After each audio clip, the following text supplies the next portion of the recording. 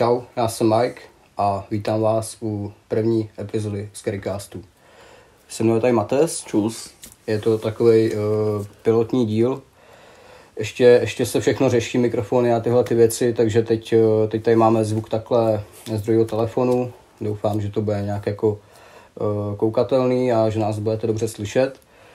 No a takhle na začátek, co bychom jako řekli. No. Každý cast se vlastně bude točit v nějaký opuštěné budově. Může tam být kdokoliv z vás, akorát podmínkou je, že musíte mít prostě nějaký zážitky s duchama, to je všechno, OK? Takže kdokoliv by chtěl být tady v tom podcastu, tak pište do komentářů. Stačí, když mi tam napište nějaký příběh ve zkratce a nějak se můžeme určitě domluvit. Dneska jsme v opuštěné chalupě. By the way, dneska tady budeme i přespávat, takže si myslím, že se máte určitě na co těšit. No a já nevím, no. Asi bych začal tím, třeba jak ty jsi přišel k tomu jako co teď nějakou dobu točíme, nebo něco takového. No úplnou náhodou, já prostě, chvilkama jsem taky měl nějaký jako vytušení. Já od puberty, co jsem prostě začal sám koukat, žrát chipsy na televizi, tak jsem sledoval všechny ty dokumentární seriály a jsem prostě přesvědčený, že je něco mezi prostě životem a něco i po té smrti. A že to není, že prostě člověk zemře a je nic. Že prostě spíte a nic jako má všude. Že prostě jako nějaký to posmrtný je. No a pak vlastně jsem měl tu příležitost se chytit tebe. To můžeme trošku jakoby přiblížit, jak se to stalo. Já myslím, že to byl rok nějak 2017. No, to jsem nějak s Tomášem, jakoby nějak prostě nějak za srandy jsme prodejzali nějaký baráky a vlastně on se nějak s tebou spojil. To myslím, že to byl říjen 2017, něco takového. No a to jsme pak vlastně jako tým vyjeli, myslím, že do té nemocnice v tom Německu, do té prázdný. No, nejdřív jsme jeli do nějakého mlýna. No. Myslím teda. Nějaký tam poblíž, jak bydlíme. Ten barák, ta vila. V Německu to bylo, myslím. Nějaký mlýn prostě, no. Nebo něco, nějaká vodárna, nebo něco takového. To jsme přece jeli, to jsme ještě Felici, on taky vlastně. Jo. To jsme tam měli Felici. A nějak jako jsme to jenom obešli, koukali jsme na to, jak to vypadá. Myslím, že to nemělo jakoby ani cenu natáčet, protože to bylo malinký, nic tam jako ve finále nebylo. A pak to bylo nějak rok 2018 a to jsme chlastali u tebe. Jo. To jsme chlastali u tebe a druhý den jsme vlastně jeli do toho Německa, do té nemocnice. A ještě předtím jsme nějak jenom přeběhli silnici z města do toho Německa, do té vily, tam byl ten Trabant v té stodole. A to bylo s Tomem jenom, ale myslím. Jo, to jste nám nebyl. Já jsem tam točil nějak koncem roku mě se to 2017 a Tom tam byl první. Jo, mě se to nějak spojuje, protože něčem jsem byl s Tomášem a pak už jsem něčem s tebou, takže... No, myslím, že to bylo první video od Toma, jakoby, co se týče průzkumu, to bylo z té vily. A ještě, abych se vrátil k té vile, my jsme tam vlastně myslím, že přespávali, ale něco jsme tam hantili, myslím, že tam tuď mám 2 videa. A my jsme tam tenkrát, to je rok zpátky, my jsme tam vlastně chtěli jet, jakoby, se podívat, jak to tam vypadá.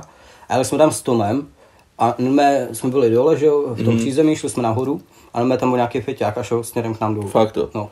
Takže jsme si řekli, jako, že to prostě nebudeme točit a jdeme pryč. To jsem vlastně na vás čekal v autě, že jsem byl nějak línej tam prostě jít tím křovím. To je, že se nebo že si hlídal nebo něco takového, já vím, že tam byla nějaká party nebo něco, protože tam je nějaká větnamská... Ty Vietnamci, jak tam chlastali. Restaurace a jo. takže ta byla už asi pase, já nevím, teď možná tam je nový plot, nebo... To jsem koukal, jak je to vykácený, ten areál. Jo. Jakoby ta zahrada je vykácená, tak jestli se s tím něco děje, jestli to chtějí rekonstruovat. Je dost možný, že to někdo koupil, no. No, takže to byly nějaký ty začátky, my jsme pak vlastně jeli tady potom do té Perny, že jo? Ta nemocnice tam... Město. A tak ta nemocnice už je stejně do Zavátu. To je profláklý. Jo, jak jsem nechtěně řekl jako město a je to prostě v Německu, tady jako u severu Čech a je to fakt jako v centru města. Dost jako velkého města. Tam nás chytla ta policie. Tam nás chytla ta policie, kámo. První zkušenost, jako že nás na Urbexu někdo chytil. A ještě v Německu, že jo? No. Protože kámo, když tě chytnou v Německu, tam to řeší úplně jinak než tady v Čechách. Když jak mi ty ponožky, ty nohavice prolízaly, každý byl zarostlý, vousatý. Kámo, řekneme si to nějak jako by od začátku. Přijeli jsme do toho města, chvilku jsme kouřili a prostě před tou nemocnicí máte jakoby bytovky, že jo? A neměli jsme se tam jak dostat, protože furt jako někdo koukal z těch bytovek a to a ještě pršilo, mám taky pocit. No takže fakt jako jsme se nějak vytočili, řekli jsme si kašlem na to, přeskočíme tu bránu a jdeme.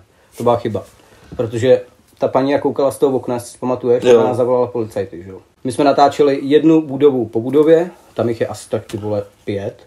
Je to fakt velký jako. Je to podzemí velikánský, tam je to komplet jako.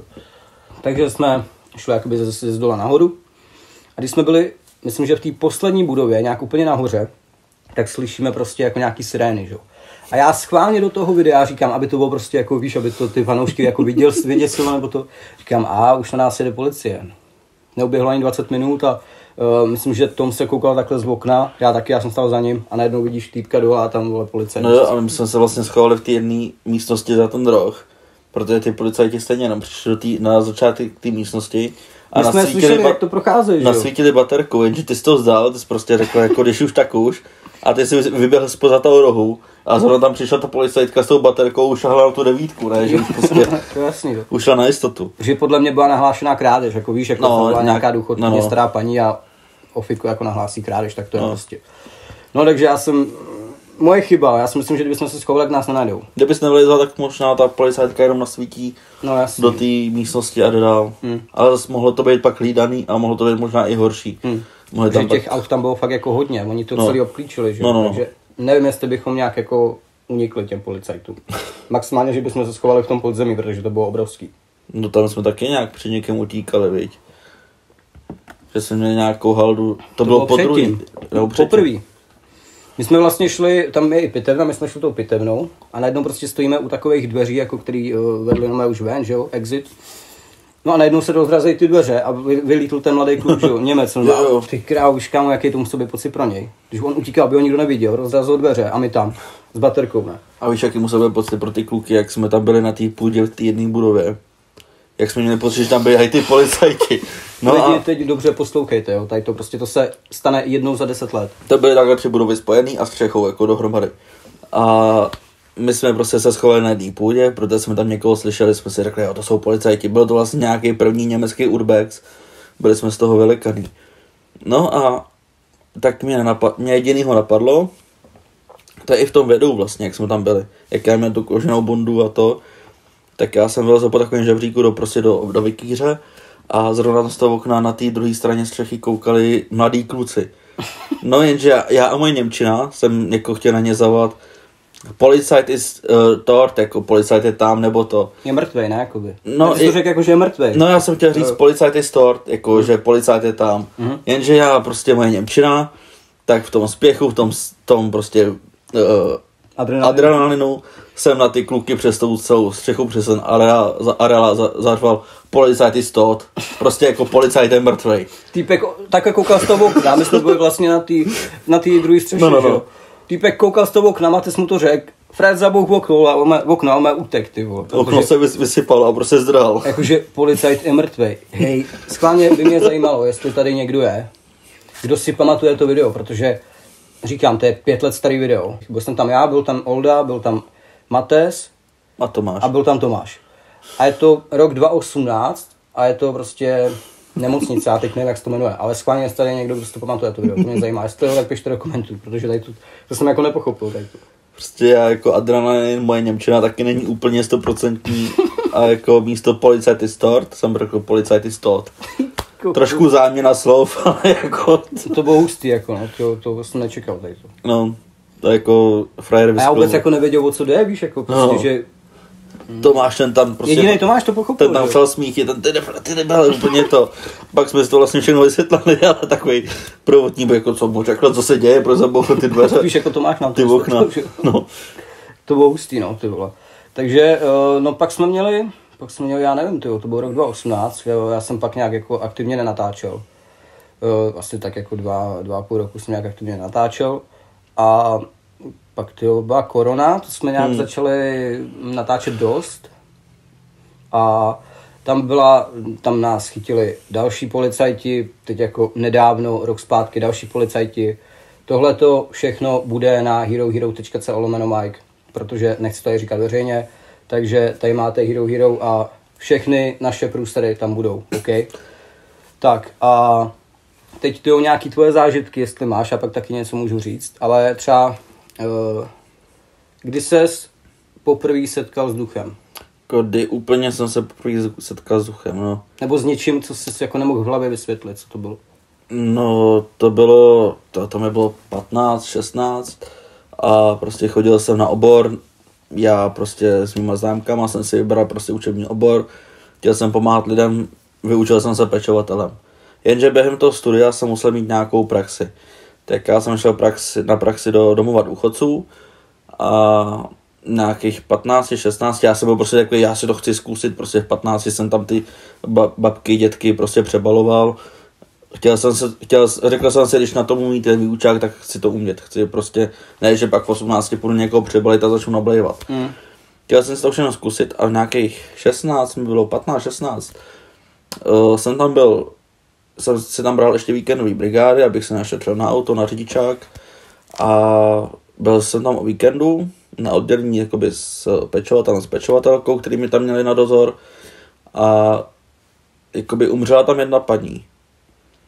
A nejdřív jeden pán tam umřel, to bylo jako takový můj první takový to setkání i s tou mrtvolou a to. A vlastně já jsem šel tomu pečovateli, tomu kolegovi pomoct, já 16 let, že to chci prostě zkusit zažít, prostě co se děje po tom úmrtí, takže prostě to tělo umýt, nějakým způsobem prostě oblíknout, připravit pro tu pohřebku. Počkej, že se normálně dělali tady to? To se normálně dělá, když jakoby v nemocnici v domově důchodců zemře člověk, tak prostě, protože tu chvíli ti poluje všechny svaly, takže se pomočíš, poděláš, takže prostě ty lidi tě musí potom nějak umýt, nastrojit, čistou plenu třeba po případě, ať jsi pro tu pohřebku připravený. No, tak to jsem tam dělal s tím pečovatelem a on pán, nechci jako jmenovat, nechci jít do detailu, ale pán prostě mluvil německy. No a jak jsem byl z toho takový vyřízený, tak jsem jel domů a dal jsem si pár piv, jako nebudu kecat, abych se z toho nějak prostě probral. Je ti 15 a máš mrtvolu. Jo, chtěl jsem to sám. No a spím a jenom mám takový pocit, jako v tom spánku jsem měl pocit, že mi někdo sedl u postele, jakoby v posteli u nohou. Že mi někdo sedl, že takový ten tlak jako na tu peřinu. A nevím, jestli to byl nějaký sen, nebo jestli, protože já moje sny. Tak to musím fakt taky můžem dostat. No, jako že jsem se probudil a že tam seděl mlha, prostě v podobě člověka a tím hlasem toho pána na mě natahoval ruku a jakože děkuju, jako dankeschön a jakože mi tu ruku podával. Ty kokos. Mohlo to být jako z toho psychického vypětí, nevyvracím to, nepotvrzuju to, ale prostě mohl tam být víc faktorů, ale to si myslím, že je takový moje první setkání, no. A od té doby jsi řekl co, jakože prostě... Od té doby jsem si prostě řekl, že... si z toho nebudeš dělat prdel, když jako v nějakých videích, víš, jak to bylo. Jo. Ne, jak to bylo tím prostě, že jako adrenalin, tak jako jasně, lepší se tomu smát, než tam reči. No. Ale já si myslím, že tady po tom setkání jsi jako musel říct, že jsi jako OK, ty vole, teď víš, jako věřím na to prostě. No, něco fakt tam po tom životě bude. Určitě po životě tady určitě chvilku ty duše cestujou. Kam třeba jenom taková vsuvka. Já když usínám, tak nemůžu usnout na prázdno. Já si vždycky musím pustit nějaký podcast nebo něco takového, protože když usínám na prázdno, tak přemýšlím vole o vesmíru, potom co bude po smrti a kam to je konec. To je ty vole, já nevím, jestli to máš taky, ale... Jo, to mám to samý, já třeba když si dám večer pár piv, nemám přítelkyni doma, je třeba u rodičů, nebo když ještě se mnou nežila, tak já jsem nemohl si večer, když jsem nemohl usnout, sednout k televizi, protože já jsem začal jet takový ty haldy, prostě jako ten National Geographic, prostě ty dokumenty, co tam jsou večer, jako prostě o všelijakých... Tam to je psycho občas. Jako. No, jako kolik je vesmíru, že jsou paralelní světy, co se děje po životě, pak i na těch programech jako po stopách duchů, jako fakt takovýhle pořady. A já jsem byl schopný u toho sedět prostě do nějakých, do 8 do rána. A pak jsem si uvědomil, že mám být ve škole vlastně třeba vůbec, nebo jako někde v práci, nebo... Ne, šel jsem vyspalý, no, jak jako moje blbost. Chtěl jsem jít spát. Tak, hele, moje setkání první bylo asi v mých 12 letech, když jsme chodili k jednomu kamarádovi vlastně tak jako popíjet lidi, nebo vám, komu není 18, tak to nedělejte. Ale prostě jsme chodili popíjet, normálně na chatu, že jo, jeho babička tam měla barák a vedle tam měl chatu na ty zahradě. No a vždycky jsme se sešli třeba 10 lidí, šli jsme tam pít No a on nám vždycky vyprávěl, že v tom baráku, no, jako tam jak bydlí babička, takže tam straší. My prostě 11, 12, 13 let, každý se tomu vysmál, nikdo tomu nevěřil. Až jednu noc, když jsme tam byli zase víkend, že jo, popíjeli jsme to tamto, tak, že potřebujeme jako na záchod, jako na velkou.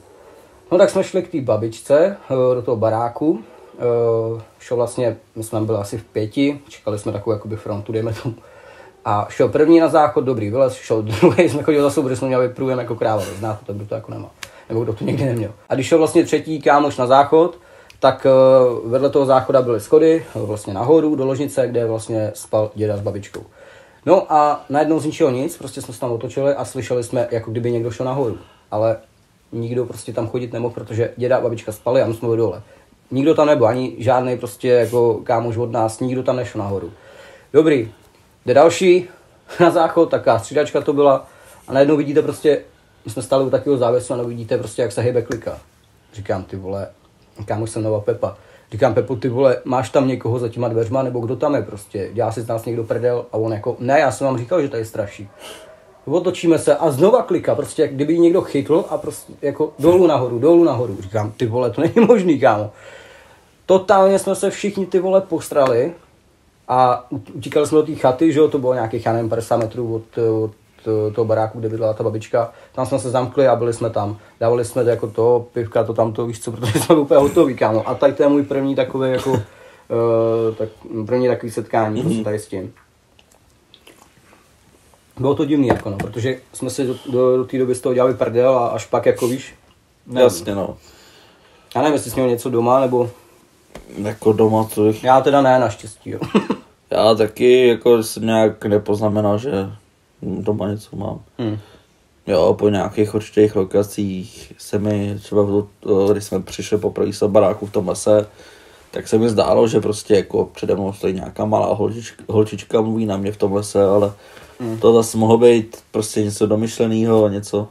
Kamarád, třeba když mám teplotu, mám fakt jako velkou horečku a usnu, tak mám bez schýzy to. Fakt jako se mi motá hlava, víš, že úplně všechno od tebe je daleko, já nevím, jestli to máte taky lidi, schválně kdo to má, tak to pište do komentů. A fakt jako se třeba zbudím a jdu se vyzvracet, vrátím se a všechno mám úplně daleko, kam motá se ti celý svět, tyjo, já nevím, co to je jako, jestli to mám jenom já, nebo jestli to má někdo jiný. Schválně pište do komentů, jestli tady to někdo zažil, ale je to divný prostě. Nevím. Jakože prostě ležíš, ty vole, a i když máš zavřený oči, tak máš mé vidiny z toho. To by se nestává teda. Pak jako mé vidiny, to je halus. A pak jako se bojíš usnout, nebo kámo, když se ti zdá něco hroznýho. Jo, to... Pak se probudíš úplně spocenej, ty vole, nevíš, co máš dělat. Tak jako si třeba pustíš něco na televizi něco vtipného. Pak usneš a znova, kámo. Zase se vrátíš do toho snu. Nevím, no je to divný tady to, ty vole. Naštěstí teď jako poslední třeba, nevím, rok, jako se mi skoro vůbec nezdají, no. To mě od té doby, co jsem zkoušel, jakoby astrální cestování, ale to je asi jináčí téma. No, tak to můžeš jako to, no, nastínit, nebo nějak jako v rychlosti to říct, no. Já si myslím, že to lidi bude zajímat, tak to. No, prostě jak jsem sledoval ty televize... Tady něco lítá, furt. Jo, nějaký komáře, nějaký mušky. Já furt na tom vole videu dělám tady to, ale nevím, no, mušky prostě. Jo, prostě to jsem o tom začal víc číst, slýchat to, třeba hodně jsem skrz tady to sledoval, já nevím, se můžu jmenovat Vizoryho. Jo, na pohodu. Na YouTube jsem skrz tady to sledoval, jak vyprávěl. Tak jsem prostě si řekl, zkusím to, jako povedlo se mi to, jako povedlo se mi fakt jako to astrální cestování, že prostě, jako nechci znít jako magor, ale že prostě duše se mi dostala ven, že jsem prostě fakt na sebe koukal, jak ležím na té posteli. To je crazy, kámo. Jo, to je jako fakt halda. A jakože můžeš prostě jenom v tom snu, nebo jestli to je fakt jako realita, to je fakt jako úplně, že ti to mozek nepobírá. Můžeš prostě cestovat kdekoliv a můžeš s kýmkoliv mluvit.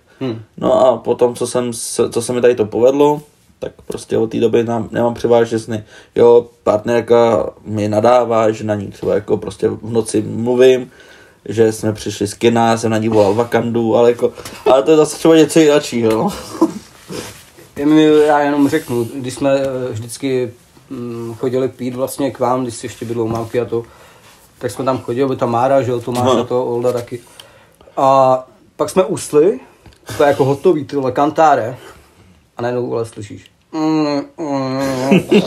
A taky zvuky, říkám, co to je? A máte tam vole takhle úplně vyplej. To je zase na jiný podcast, jo, ale to bylo fakt mazec. Ty doma mluvíš jako ze spaní. Já si myslím, že já jsem třeba ze spaní jako občas jako něco, jo, ale... Já i jako se pohybuju ze spaní, já jsem schopný jako i usnout v posteli a probudit se na dece svýho psa, jako... Kámo, tohle to jsem měl asi tak v 5 nebo 6 letech. Jsme bydleli, já jsem bydlel u mamky v paneláku, že bydleli jsme tenkrát v nějakém 6. patře. A jak já jsem nastoupil do první třídy, tak já jsem se bál hrozně jako vody. A my jsme chodili do bazénu. No a já jsem měl prostě z toho takový jako haldy. No a pokaždý, co jsme přišli z toho bazénu, tak ten večer jsem chodil, kámo. Fakt jako jsem byl náměsíčný. Máma musela koupit zámek na balkon a zamknout to i na okna, všechno. Protože já si myslím, jako, že já nevím, jestli člověk je schopný toho ještě tak, jako, když jsi v takém věku, otevřít jako balkon, víš jo? Jo, jako si myslím, že určitě jo, protože... Takže fakt jako ze strachu z toho bazénu se mi pak zdály kraviny, chodil jsem tam po pokoji, chodil jsem po celém bytě, no jako hustý, no. Že prostě ty vole ze strachu máš takový haluze pak v hlavě. Je to zajímavý tady to, no. To bude teda dneska všechno a jestli chceš vidět, nebo jestli chceš slyšet naše průsedy s policií, je toho fakt dost, tak jdi na herohero.co/Mike a je to tam.